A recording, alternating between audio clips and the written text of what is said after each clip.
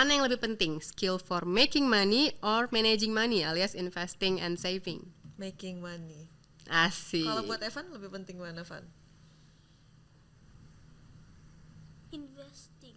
Oke, So you can make more money. sebenarnya jawabannya saling komplementari sih.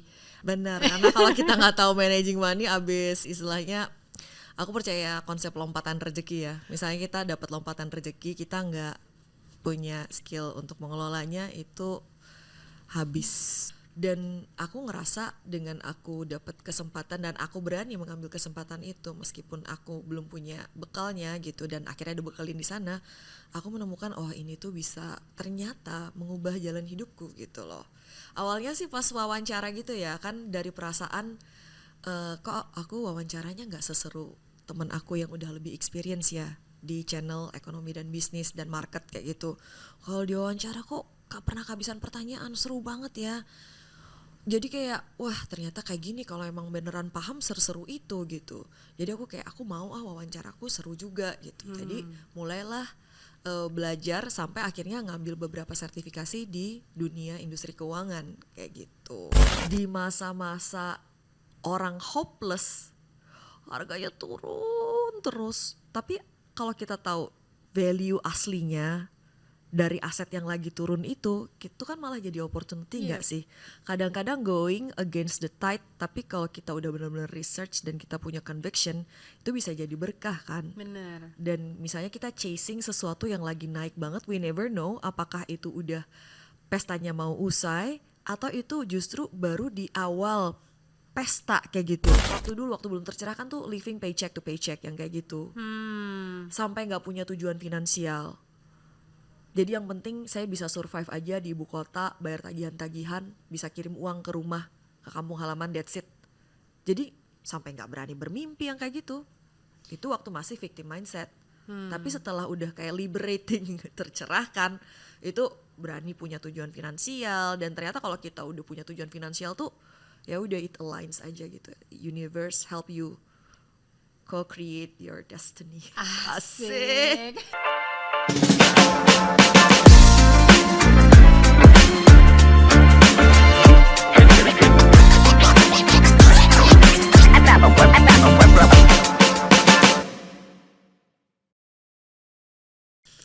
Sit back, relax, let's talk. Welcome to Spot. Kembali lagi di episode Spot kali ini bersama saya Caca, Marketing Communications dari Shailendra Capital. Lucky day, hari ini kita kedatangan 2 tamu spesial sekaligus. Beliau adalah ibu yang sangat inspiratif sekaligus dengan anaknya yang sangat berbakat. So, langsung aja please welcome Ci Alin Wiratmaja and Evan. Thank you so much for coming ya Ci and Evan. My pleasure. Iya, buat teman-teman Spot yang belum tahu, Evan ini adalah anaknya Ci Alin. Dia masih umur 10 tahun tapi udah punya bukunya sendiri. Boleh aku kasih lihat ya? Nih, ini bukunya Evan. Judulnya itu Evan's Dream Jar, Introducing Money Skill for Kids. Nah sebelum kita kulik-kulik lebih lanjut nih Ci, tapi tentang buku Evan dan tentang Ci Alin dan lain-lain, boleh nggak nih kita pemanasan dulu? Kita ada 3 pertanyaan kuis singkat aja Ci, seru-seruan. Nanti aku bakal kasih 2 pilihan, Ci Alin boleh pilih salah satunya dan kasih jawaban singkat. Oke, Ready ya? Sip, menurut Ci Alin, mana yang lebih penting? Skill for making money or managing money alias investing and saving? making money. Asik. Kalau buat Evan lebih penting mana, Van? Investing. Oke, berarti managing money ya, Van ya? Why? So you can make more money. Karena investing artinya?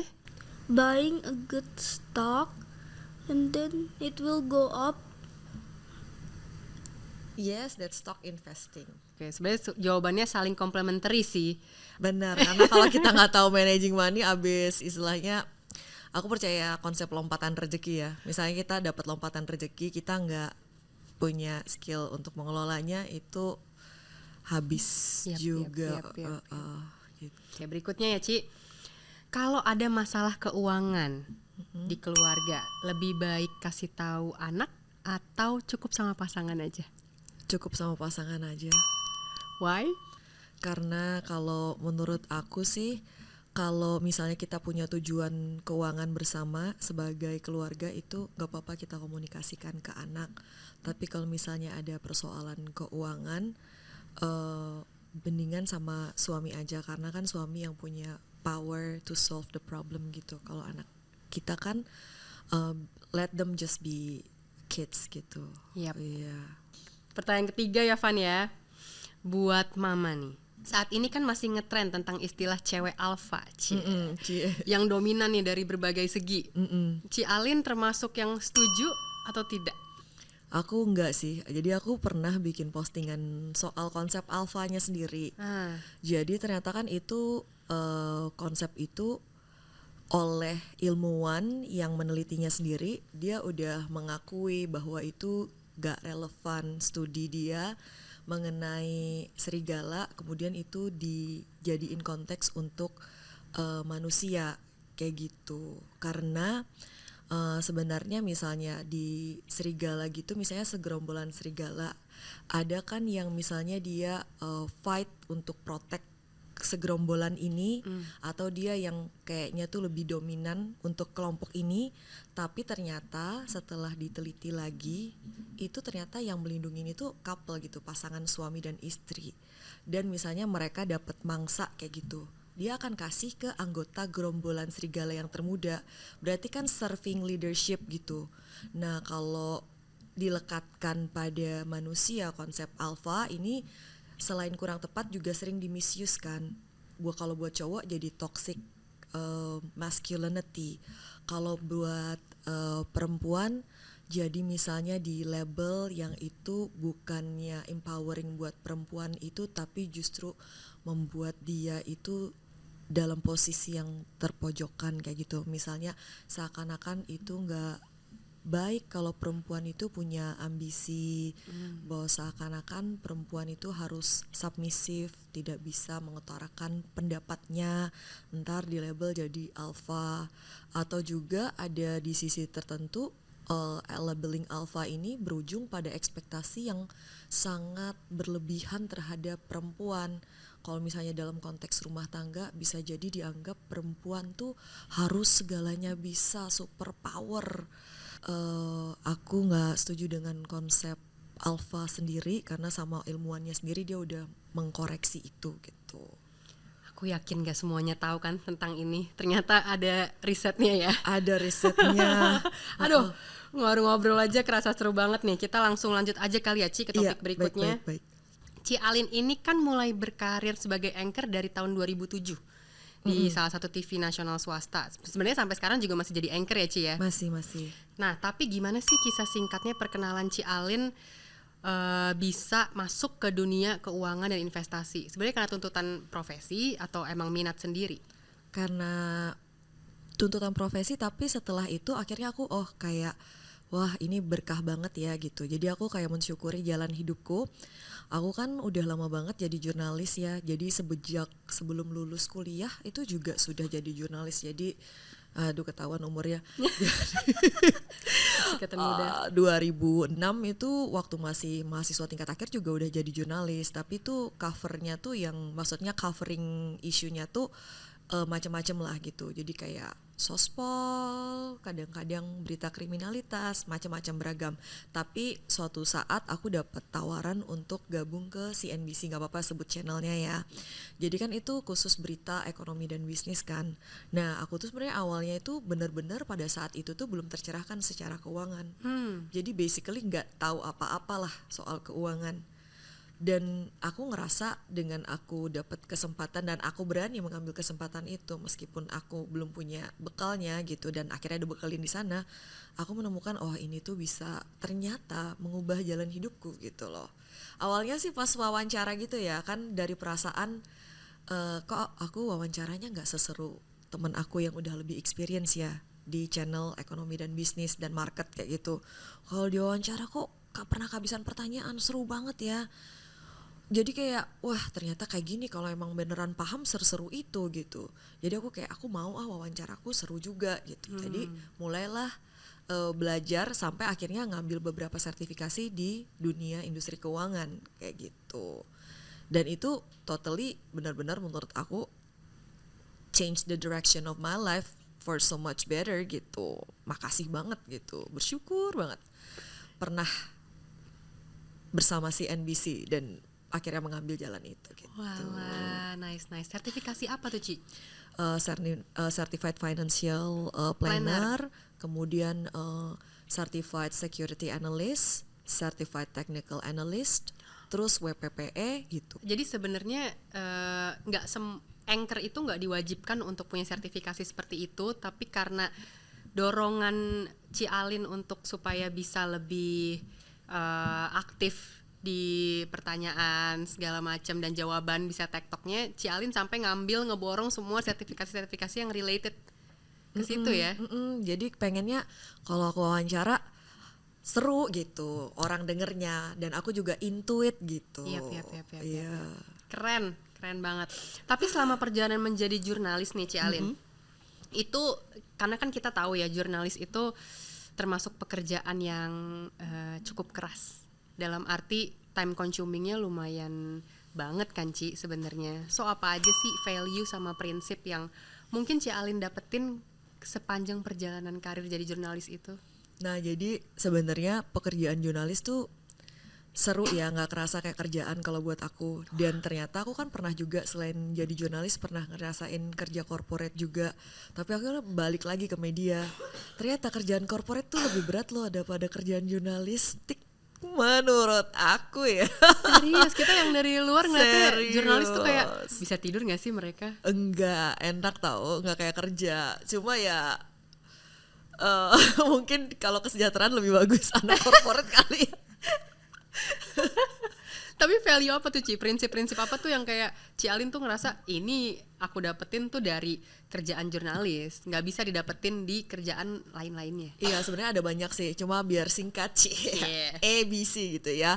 Jadi E-nya accountability, responsibility kan kita tuh bertanggung jawab dari data yang kita ambil pertama kali sampai deliverynya kayak gitu. Karena kita ada kode etik jurnalistik kayak gitu. Nah jadi kalau diaplikasikan ke dunia investasi dan keuangan, we have to own our own decision aja gitu. Kayak take the accountability, take the responsibility, kayak own it gitu. Jadi misalnya ngambil keputusan finansial itu kan berarti kita udah dengan pertimbangan data-data yang sudah kita punyai, dan setelah kita ambil keputusan yang meskipun itu misalnya nggak sesuai analisa kita awalnya atau ternyata ada faktor yang nggak masuk pertimbangan kita tapi ternyata itu menentukan arah return investasi kita, ya udah kayak di sini nih tadi, I never lose, I either win or learn. Asik. Gitu kan. Jadi kan we own the decision, accountability. Abis itu balance di sini dalam artian kita tuh bisa melihat risiko misalnya lebih berimbang gitu. Oke, kita mau return yang lebih gede, siap nggak dengan risikonya? Karena nggak sedikit orang yang mau returnnya gede tapi nggak mau ngerjain PR-nya, nggak mau ngambil risikonya. Itu kan akhirnya ada beberapa yang nggak mau repot tapi mau returnnya gede, akhirnya ikut titip dana yang ilegal, ikut investasi yang ternyata itu scam, ponzi yang kayak gitu kan. Itu karena kita ya nggak mau balance aja. Harusnya kan itu ya ada risiko, ada potensi keuntungan kayak gitu. Dan juga secara overall untuk portfolio kita kan juga perlu balancing portfolio ya kayak gitu. Kemudian C-nya tuh kan komprehensif. Jadi kita perlu melihat situasi tuh secara komprehensif kayak gitu. Situasi suku bunga lagi di mana nih kayak gitu. Kalau kita nggak paham kan kita bingung ya. Kenapa? Kok saham susah banget cuannya? Ya iyalah suku bunga lagi tinggi gitu kan. It will not be as easy waktu misalnya pandemik di mana stimulus banyak digelontorkan, suku bunga diturunin kayak gitu kan, cari cuan di market lebih gampang kayak gitu. Jadi kalau kita punya pandangan atau perspektif yang komprehensif, kita jadi bisa lebih memahami situasinya itu dengan konteks yang lebih membantu kita untuk grow lah. Gak cuma investasi kita tapi kitanya juga akan grow gitu. Keren. kerja di media itu kan apalagi anchor ya, itu sebenarnya ada dapat privilege. Kenapa aku bisa bilang dapat privilege? Karena berita-berita tuh biasanya kan dapat duluan tuh source of information. Nah, gimana cara Ci Alin untuk memanfaatkan privilege ini dengan bijak? Boleh sharing nggak pengalaman-pengalamannya? Jadi sebenarnya kalau kita di media itu memang suka dapet kayak bocoran-bocoran informasi, tapi samalah kayak misalnya kita di dunia media sosial, di mass media sekarang. Jadi kita tuh sebenarnya nggak kekurangan informasi, kita tuh banjir informasi. Tapi setelah lumayan lama berkecimpung di dunia industri keuangan dan juga media ekonomi dan bisnis, kita tuh nggak pernah tahu info yang dikasih ini tuh beneran terjadi atau enggak sih gitu. Jadi efek spekulasi atau gamblingnya itu lumayan tinggi kalau menurut aku. Jadi akhirnya kalau aku berkesimpulan lebih baik kita membangun framework cara berpikir gitu, thinking framework yang membuat kita jadi lebih wise di market dan kita pede sama keputusan yang kita ambil tanpa harus mengandalkan info-info ataupun bisikan-bisikan gitu. Benar, malah jatuhnya sebenarnya pertanyaan aku yang privilege itu alias challenge ya, malah jatuhnya. Iya, itu antara berkah atau musibah gitu. Kalau pas kita misalnya kita ambil keputusan nih dapat info A1 katanya bakalan dibawa ke harga ke sini gitu. Wah, kita all in segala macam, ternyata enggak seperti itu. Akhirnya kita ruginya painful banget gitu kan. Itu kan musibah namanya ya. Benar. Kadang-kadang tuh memang suka ya we just never know sih. Yep. Biar nggak ada penyesalan ya itu mendingan kita kayak membangun critical thinking aja, yang thinking framework aku bilang gitu. Jadi punya and do your own research ya Ci. Iya, punya conviction pribadi gitu. Jadi nggak nyalain siapa-siapa. I see. Sip. Nah Ci, tapi ini kan indeks literasi tentang keuangan dan pasar modal tuh sebenarnya trennya meningkat kan dari data OJK. Cuman seberapa besar sih sebenarnya peran media dan beritanya buat ngebentuk opini dan pemahaman publik ya terkait kondisi keuangan dan investasi ini? Iya, pastinya berpengaruh sih, cuma seberapanya itu tergantung orang yang menerima informasinya masuknya seberapa dalam dan seberapa itu mempengaruhi keputusan yang dia ambil. Tapi sebenarnya ada riset ini tuh dari London School of Economics. Memang ada risetnya kalau pemberitaan di media itu mempengaruhi behavior dari investor. Jadi misalnya berita-berita yang bagus itu bisa membuat harga naik dan berita-berita yang jelek bisa membuat harga turun. Tapi sebenarnya kalau kita ingat misalnya di masa-masa orang hopeless harganya turun terus. Tapi kalau kita tahu value aslinya dari aset yang lagi turun itu kan malah jadi opportunity nggak sih? Kadang-kadang going against the tide, tapi kalau kita udah benar-benar research dan kita punya conviction, itu bisa jadi berkah kan? Benar. Dan misalnya kita chasing sesuatu yang lagi naik banget, we never know apakah itu udah pestanya mau usai atau itu justru baru di awal pesta kayak gitu. Karena seperti di sini mana tadi quote-nya itu? Banyak quote ya kita. No price is too low for a bear. Or too high for a ball. So yeah, you just never know gitu. Jadi jangan terlalu terpengaruh juga gitu. Jadi perlu kita punya pertimbangan sendirilah menyimak pemberitaan di media. Kemudian juga yang perlu kita akui itu ada herding effect lah ya, bener kan? Kenapa misalnya harga emas lagi tinggi-tingginya, justru malah antrian panjang banget di mall. Harusnya kan instrumen namanya emas ini kan bukan yang kita bisa beli impulsif, that's it, dan kita mencoba timing gitu. Oke, aku beli di harga terbaik. Kita nggak pernah tahu emasnya akan koreksi sementara untuk lanjut naik lagi. Apakah akan tembus 2 juta per gram? Kan kita nggak pernah tahu kan. Yang bisa kita lakukan ya menyesuaikan aja tujuan kita apa, investasi emasnya, dan kita jangka panjang, bukan untuk spekulasi kayak gitu, spekulatif. Jadi itu sih kadang-kadang memang kalau orang lain semuanya beli itu kita jadi kayak ikut pede gitu, padahal itu belum tentu sesuatu keputusan yang nanti akan kita syukuri kayak gitu kan. Terus FOMO lah ya Ci ya. bener, terus juga media itu dia punya salah satu perannya itu creating common knowledge kayak gitu loh. Jadi misalnya ada satu isu, kalau misalnya gak banyak diulas sama media, kita jadi gak tahu, ya gak sih?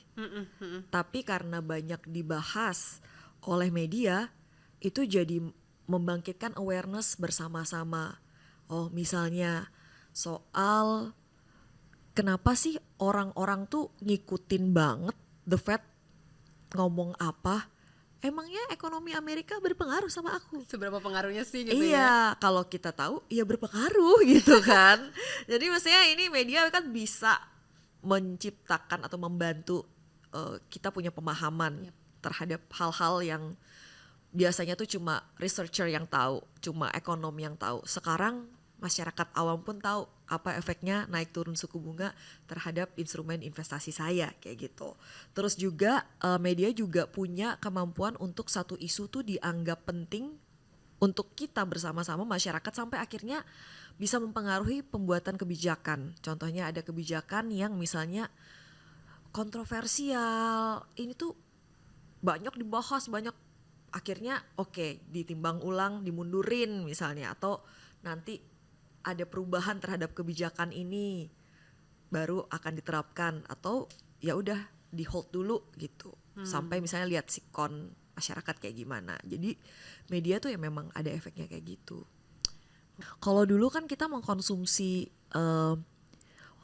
informasi itu sangat ditentukan pada satu atau dua atau tiga kekuatan media aja. Kalau sekarang tuh kan dengan shifting pemetaan media kayak gitu, jadi selalu ada informasi bahkan yang sangat niche yang dulunya tuh nggak akan ditulis media, sekarang tuh ditulis media karena ada audiensnya dan ada media yang nulis kayak gitu. Kalau dulu ya kita misalnya anak zaman dulu, tontonan kita sama semua, berita yang kita tonton sama semua. Kalau sekarang kan anak-anak sekarang mereka bisa punya ketertarikan pada satu isu yang sangat niche banget gitu loh. Dan source-nya juga macam-macam. Iya, karena informasi on demand gitu, bukan kayak di serve kayak kita zaman dulu ya. Iya. Nah, ngomong-ngomong soal money nih Ci. Yes. Ci Alin itu kan kita sempat lihat nih, pernah ada podcastnya Ci Alin cerita. Ci Alin itu merupakan salah satu orang yang sandwich generation lah ya Ci ya. Boleh nggak sih Ci Ali kasih kita penjelasan gitu ya, how you define sandwich generation club tuh apa sih, kayak gimana sebenarnya? Berkahkah atau gimana Ci? Jadi kayak aku pernah di masa-masa hidup aku waktu itu sangat terbeban dan belum punya empowering thoughts kali ya, dan itu nggak enak gitu loh. Jadi kan sebenarnya kan sandwich generation seperti kita semua tahu bahwa kita menjadi tumpuan untuk bukan cuma keluarga yang sedang kita bangun sekarang, tapi juga keluarga dari generasi berikutnya. Kalau kayak aku sekarang kan orang tuaku dua-duanya sudah berpulang ke surga, tapi aku masih membantu finansial adik aku 3 orang. Tapi sebenarnya mereka tuh usia dewasa kayak gitu. Misalnya ada temen yang bilang kayak misalnya, tegas dong, gak usah dibantu, kan udah dewasa, harusnya bisa sendiri itu. Mungkin kalau dari luar ngelihatnya kayak gitu, ya bener, gak ada salahnya juga sebenarnya. Siapa yang nyuruh sih kita nanggung adik-adik, kan bukan kewajiban kita sebenarnya, ya nggak sih? Jadi itu sebenarnya diri kita sendiri kan memilih gitu. Jadi sebenarnya kalau saya menjadi sandwich generation untuk saat ini, itu sebenarnya saya bukan korban, tapi itu pilihan. Karena saya nggak bisa hidup saya seenak itu kalau saya cuek nggak bantuin kayak gitu. Dulu ada masanya saya punya pemikiran saya tuh korban keadaan, bersungut-sungut aja, kirim uang tapi bersungut-sungut aja. Itu ternyata nggak bagus untuk rezeki saya gitu. Kalau sekarang saya udah embrace aja, this is my option, this is my choice, I choose to be a sandwich generation. Dan setelah ada perubahan mindset itu, dan itu momentumnya tuh barengan loh sama saya tercerahkan secara keuangan, maksudnya mengenal literasi keuangan gitu. Bersyukur sekali, cuma kenapa baru sekarang ya tercerahkan gitu. Dulu tuh selalu kayak blaming gitu loh. Misalnya waktu belum tercerahkan tuh living paycheck to paycheck yang kayak gitu. Sampai gak punya tujuan finansial. Jadi yang penting saya bisa survive aja di ibu kota, bayar tagihan-tagihan, bisa kirim uang ke rumah, ke kampung halaman, that's it. Jadi sampai gak berani bermimpi yang kayak gitu. Itu waktu masih victim mindset. Tapi setelah udah kayak liberating, tercerahkan, itu berani punya tujuan finansial. Dan ternyata kalau kita udah punya tujuan finansial tuh, ya udah it aligns aja gitu. Universe help you co-create your destiny. Asik. Kata Hemin Sunim. Featuring Cialin Wiratmaja. Berarti sebenarnya kan masalah sandwich generation ini sebenarnya bisa diberantas ya, Ci? Gak bisa diberantas sendiri. Kalau kita mau ngeberantas buat keluarga kita bisa, tapi asal baiknya diberantas secara bersama-sama gak sih? Ya karena kan apalagi kalau keluarganya tuh maksudnya keluarga besar ya. Iya. Yang apalagi kayak Cialin tadi kan adiknya 3. Kecuali kalau adiknya 1 ya selesai gitu ya. Maksudnya 1 ya udah gitu. Tapi memang pemberantasannya ini menurut Cialin apa ya? Tadi kan soal mindset yang Cialin bilang. Yang pertama itu mindset. Terus berikutnya ada lagi nggak, Ci? Gimana sih tipsnya bener-bener untuk memberantas sandwich generation ini gitu, biar istilahnya tuh kayak udah lapisan kita aja yang terakhir. Nah kalau dulu kan kita nggak punya kesadaran kalau sandwich generation ini adalah masalah ya nggak sih? Bener. Itu kita anggap sesuatu yang udah wajar aja. Normally. Karena Asian values kita. Asian values kita tuh kayak gitu. Jadi misalnya dari kakek aku dulu, dia sekolahin dulu semua adeknya, sukses adeknya, baru dia nikahnya di usia tua. Betul. Punya anak banyak, lahirlah papa aku juga sandwich generation. Karena ya itu tadi, karena kondisi yang tidak ideal itu jadi sandwich generation, bantuin orang tuanya, bantuin saudara-saudaranya. Hal yang sama terjadi sama aku kan, bantuin orang tua lalu bantuin saudara-saudaranya.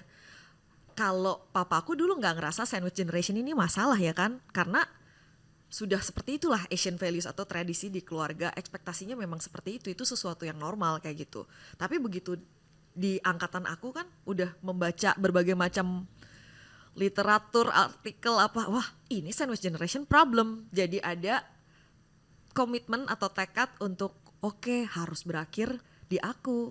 I'm going to be the last sandwich generation in my family kayak gitu kan.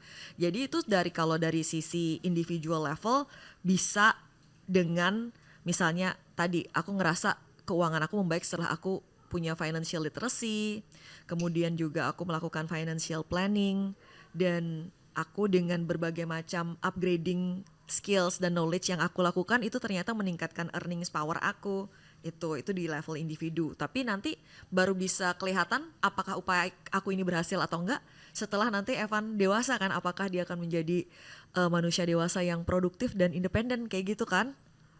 Nanti masih kita lihat hasilnya gimana. Tapi kalau di level pemerintah apa sih yang bisa dilakukan pemerintah, yaitu kebijakan yang berpihak pada masyarakat, yang meringankan hidup masyarakat. Nah kalau menurut aku ada beberapa hal yang vital di mana negara tuh mesti hadir.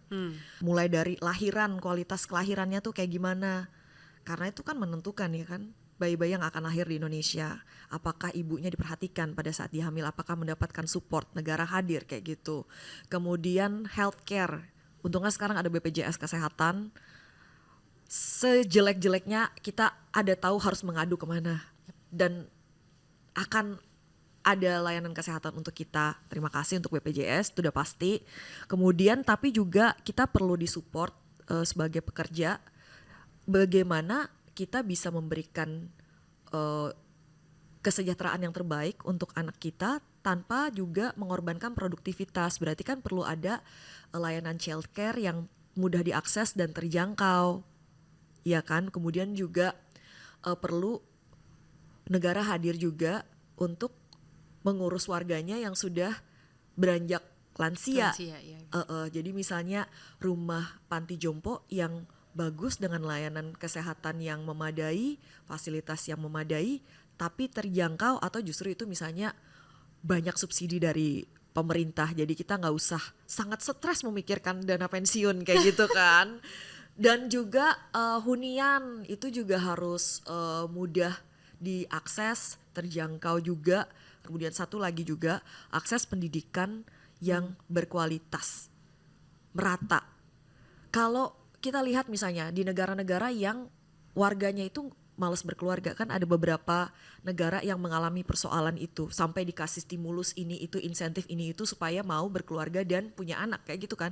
Itu kalau kita perhatiin tuh hunian pasti tidak terjangkau, pendidikan mahal, jadi tuh berat untuk menjadi keluarga gitu loh.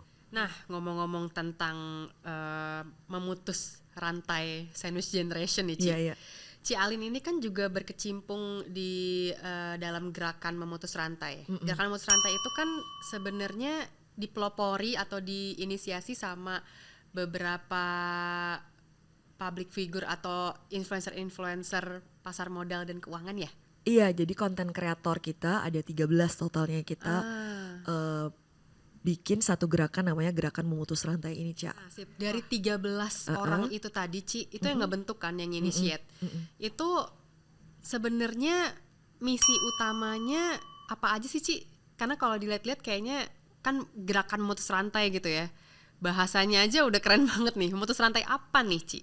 Jadi itu memutus rantainya itu bisa sangat personal buat kitanya yang menjalankan gerakan ini maupun teman-teman yang kita ajak untuk terlibat dalam gerakan ini. Jadi ini datangnya dari kita kan sebagai konten kreator keuangan nih. Oke, algoritma bekerja gitu, tapi kan gak semua orang bisa menikmati konten kita. Message-message yang kita sampaikan di sosmed ini hanya berhenti pada satu kalangan aja. Kayak gitu, jadi kita gimana sih caranya biar kita bisa ketemu langsung dan juga berinteraksi langsung, mendengarkan apa sih sebenarnya persoalan-persoalan yang dialami masyarakat yang bukan di kota besar. Nah, berarti sempat keliling-keliling juga tuh ya? Iya. Itu biasanya masalah keuangan apa sih, Ci, yang paling krusial gitu loh? Apalagi di daerah-daerah tadi kan. Iya. Jadi aku ceritain lagi yang gerakan memutus rantai itu. Jadi kita keliling ke berbagai daerah. Kita melibatkan atau merekrut sukarelawan atau volunteer. Karena kita mau gerakan ini tuh berkelanjutan dan gak mungkin hanya 13 orang aja tuh gak mungkin. Kita mau ini jadi gerakan semesta kayak gitu ya. Maksudnya melibatkan banyak teman-teman yang punya visi dan juga value yang sama dengan kita. Sekali lagi gerakan memutus rantai, kalau buat saya kan misinya gerakan memutus rantai sandwich generation. Mungkin ada yang gerakan memutus rantai kemiskinan, gerakan memutus rantai pinjol dan judol gitu kan. Jadi bisa sangat spesifik sesuai dengan calling kita masing-masing kayak gitu. Jadi tadi pertanyaan apa yang dihadapin teman-teman yang kita temuin? Jadi misalnya nih problemnya itu terbatasnya lapangan pekerjaan. Misalnya ada pabrik, tapi ternyata skills penduduk di sekitar itu enggak cukup untuk memenuhi skills apa yang dibutuhkan oleh industri. Itu mismatch ya berarti itu. Kemudian persoalan berarti kan income problem ya. Memang income-nya tuh sangat terbatas sekali kayak gitu. Berarti perlu ada peningkatan skills yang kayak gitu. Kemudian juga ada problem-problem tadi, ada kenalannya, anaknya, saudaranya yang pakai pay letter dan kesulitan membayar, akhirnya jadi sangat besar sekali tagihannya. Kemudian terlilit pinjol, kemudian terlilit judol, kena investasi bodong, itu yang tipikal problemnya. Trust issue sama institusi keuangan yang sebenarnya tuh terdaftar dan terregulasi oleh OJK. Masalahnya lebih percaya nabung di koperasi daripada di bank. Oh, I see. Itu ada investasi yang legal tapi milihnya nggak legal kayak gitu, karena lebih percaya katanya dari lingkungan mereka daripada misalnya aktif mencari tahu sendiri kayak gitu Dengan sumber yang terpercaya dengan gitu sumber ya. yang terpercaya. Terus yang dilakukan oleh GMR ini berarti selain memberikan edukasi pastinya ya, itu juga apalagi tuh Ci yang di-sharing? Itu kan lapisannya banyak ya, ada ibu-ibu, anak-anak. Iya, pasti kita terbatas ya jangkauan kita, tapi kita berusaha tadi nggak bergerak sendiri, tapi melibatkan memang volunteer atau sukarelawan yang memang tinggalnya di dekat situ. Jadi kita hari pertama biasanya bikin edukasi untuk volunteer karena kan kita mau berkelanjutan sekali lagi gerakannya. Kemudian hari keduanya baru kita ketemu dengan target peserta edukasi keuangan yang kita lakukan. Kita kasih buku saku ke mereka, habis itu ada paparan dan kita ajak mereka untuk diskusi berkelompok. Jadi biar itu nggak ngebosenin gitu kan, sesuatu misalnya kita mau menyampaikan pesan yang penting tapi cara penyampaiannya tidak menarik kan kayaknya nggak berbekas ya. Jadi kita kayak pengen itu juga berkesan. Jadi itu bukan bahwa setelah acara itu selesai that's it gitu. Enggak, itu cuma titik awal aja. Titik awal untuk mereka tertarik dan akhirnya mencari tahu sendiri gitu, kayak start empowering themselves kayak gitu sih kepengennya Biar gitu. cari tahu lebih dalam lagi Iya ya. betul. Dan ada volunteer yang akan bantu mereka tadi itu. Kan kita tetap maintain lewat grup-grup. Oke, Ci Alin. Sekarang waktunya kita ngobrol dan ngulik-ngulik tentang buku perdananya Eva. Van, sebenarnya aku mau nanya deh. Kan buku yang tadi awal-awal kita sempat tunjukin tuh, itu kan keren banget ya. Sebenarnya tuh Evan apa sih kok bisa kepikiran buat nulis buku kayak gitu? Ceritain dong ke teman-teman semua di sini. Kenapa kepikiran bisa kayak gitu? Dari mama. Dari mama. Jadi inspirasinya mama nih. Mama dapat book deals. Mama dapat book deal. Jadi di approach sama penerbit buku anak-anak, nulis buku dong buat anak-anak gitu. Aku ceritain ke Evan, gimana Van? Mau nggak nulis bareng-bareng? Aku usulin kan, awalnya soal dream jar aja ya Van ya, piggy bank aja ya. Tapi habis itu Evan punya ide kenapa nggak diterusin sampai stock investing gitu. Wow, yang ide kenapa nggak terus sampai stock investing itu Dari Evan, dia mau Dari ada soal Evan. saham di bukunya gitu. ya ampun. Evan sendiri emang sebenarnya udah mulai tahu stocks investing itu dari kapan? Year atau age? Age. 7. 7, ya ampun. Diajarin mama berarti atau Evan tahu dari mana? Mama. Oh, tahu dari mama. Mama ngajarinnya waktu itu gimana? Kan biasanya soalnya aku baca bukunya Evan nih. Bukunya Evan kan Evan ngasih contoh tuh, boleh aku kasih lihat? Ini ilustrasinya keren banget sih. Sangat apa ya? Gemes ya. Menarik. Di sini kan dijelasin tentang saving, spending, and sharing. Terus maksudnya di saving itu ada investingnya juga. Nah, ini sampai ada dream jar-nya ya. Bisa jelasin gak sih Van? Ini tuh gimana maksudnya Van? Evan tuh kepikiran apa sih biasanya kalau ini kan ada 3 tuh. Ada saving, ada spending, ada sharing ya kan. Kalau saving tuh biasanya Evan saving buat apa? Ini kan dream jar ya Evan ya. Saving buat apa biasanya Evan goalsnya? Pilot school. Wow. Berarti maksudnya Evan nih udah mulai financial planning nih dari umurnya masih segini dan untuk tujuan yang sangat clear yaitu untuk sekolah pilot. Iya betul. Nah, savingnya Evan itu jadi ada nabung di bank tadi kata Evan. Ada investing di stocks juga, on stocks. Boleh diceritain nggak tuh tadi? Kok Evan bisa diajarin mama stocks tuh kayak gimana emang mama ngajarin konsep stocks? You buy stock is like you buy a part of company, you own it partially. The more you buy, the more you own. Tapi Evan tahu nggak Stocks tuh, kenalan Evan Stocks tuh dari mana? Kayak Jalan. nah, beli jajanan. Kelihatan ya soalnya ya, ada logo brand apa gitu kan. Tapi nih Van, selama aku kan udah baca buku ini dari tadi ya, aku sampai amazed banget. Ini kata-katanya tuh sangat menyentuh. Oh, Dan maksudnya ada nggak sih memorable experience yang Evan sama Ci Alin jalanin selama penulisan buku ini? jadi sebenarnya lebih ke apa yang kita gambarin di situ emang apa yang kita jalanin aja sih. Jadi kayak di situ kan ada gambar Evan lagi pijetin punggung aku kan, to get extra money kan. Emang dia kayak gitu, misalnya dia mau beli sesuatu nih, terus dia kayak nggak mau pakai uang jajannya dia, uang allowance money-nya, dia biasanya tawarin, mama, kayak saya. One hour of massage gitu. Wow. One hour dapat berapa tuh, Van? 1 hour waktu itu, the last time you ask for this thing that you want to buy, how much money that you need? Ih, mana ya? Kok gitu sih? Karena dibayar berapa? So auntie can tell it is overpriced atau underpaid. Iya. Wow. 75.000. Untuk berapa? 13. Wah, Mahal banget itu. keren. Keep it that way. Berarti. Overcharge itu.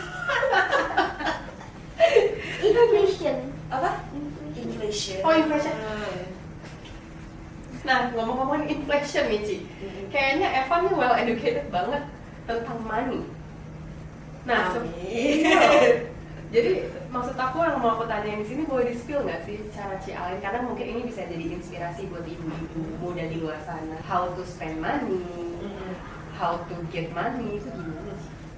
Sebenarnya dari keseharian aja sih kita cari momen-momen dimana itu bisa jadi pintu masuk untuk kita ngajarin anak soal uang.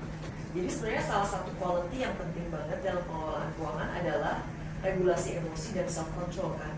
Like protecting your future, protecting yourselves from yourselves. Jadi kayak kita punya artificial limit yang kita set sendiri. Jadi misalnya sebelum pergi kita bisa kayak komunikasi dulu janjian. Oke, nanti kita boleh belanja segini, bisa limitnya terserah mau item, misalnya tergantung usia anak ya.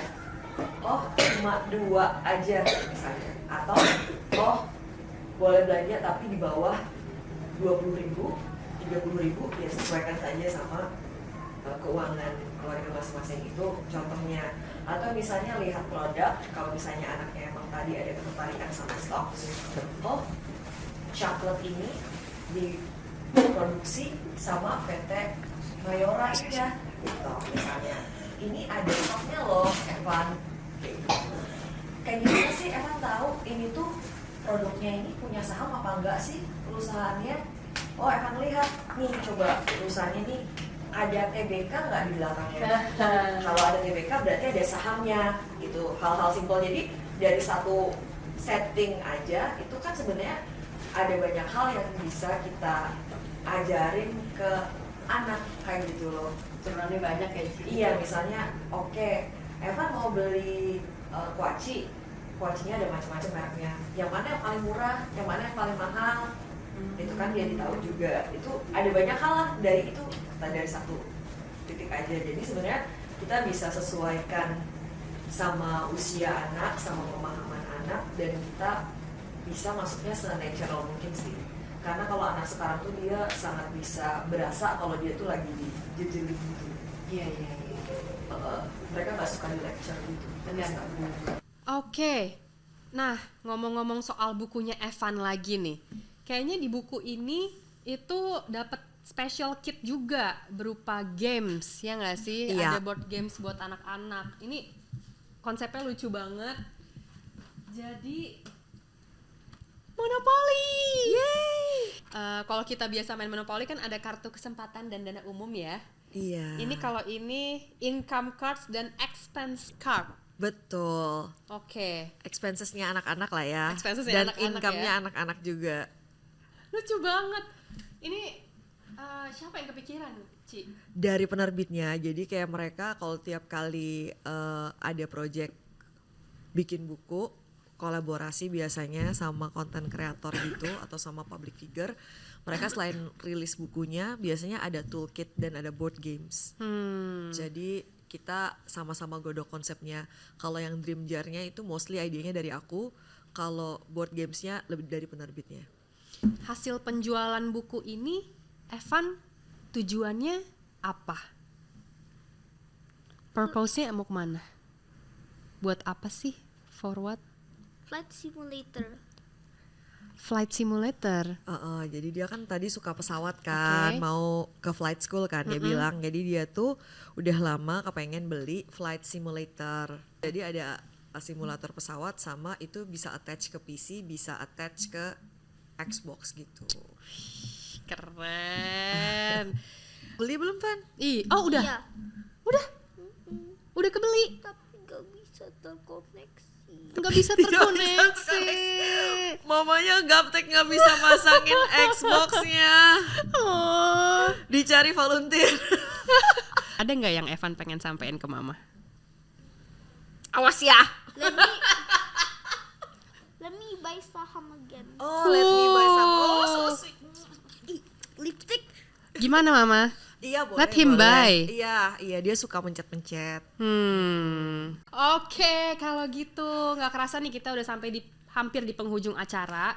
Tapi sebelumnya kita selalu nanyain ini nih Ci ke setiap guest speaker kita. Satu pertanyaan terakhir.